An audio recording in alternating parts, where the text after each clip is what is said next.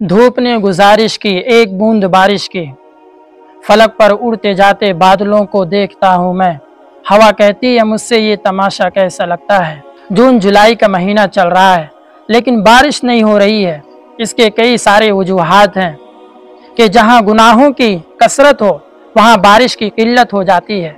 जब लोग ज़कात को रोक लेते हैं तो फिर अल्लाह रब्बुल इज़्ज़त बारिश को रोक लेता है। एक मुसलमान होने के नाते सबसे पहले हमें कुरान और हदीस में देखना चाहिए कि बारिश ना होने की वजूहात क्या है।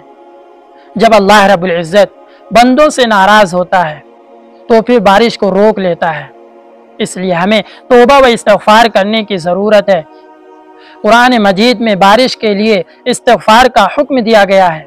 सूरह हूद आयत नंबर 52 में अल्लाह रब्बुल इज़्ज़त ने फरमाया, वया कौम इस्तग़फ़िरू रब्बकुम सुम्मा तूबू इलैहि युरसिलिस समा अलैकुम मिदरारा। इसी तरह सूरह नूह आयत नंबर 10 और 11 में अल्लाह रब्बुल इज़्ज़त ने फरमाया, फ़कुल्तु इस्तग़फ़िरू रब्बकुम इन्नहु काना गफ़्फ़ारा युरसिलिस समा अलैकुम मिदरारा। इसी तरह हज़रत मूसा अलैहिस्सलातु वस्सलाम के ज़माने में जब बारिश न होने की लोगों ने शिकायत की तो हज़रत मूसा अलैहिस्सलाम 70,000 बनी इसराइल को लेकर बेआबो गियाह मैदान में निकले और अल्लाह से बारिश की दुआ की। लेकिन उन 70,000 के मजमा में एक गुनहगार बंदा ऐसा था कि जिसकी वजह से अल्लाह ने बारिश रोक दी थी।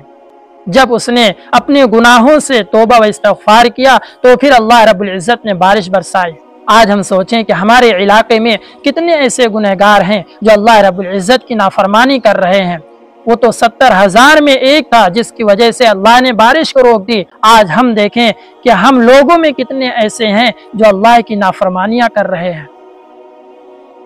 इसलिए इस्तिग़फ़ार करने की ज़रूरत है। इसी तरह इमाम हसन बसरी रहमतुल्लाह अलैह की मजलिस में दौरान दर्स किसी साहब ने बारिश ना होने की शिकायत की तो उन्होंने इस्तिग़फ़ार की तलक़ीन की।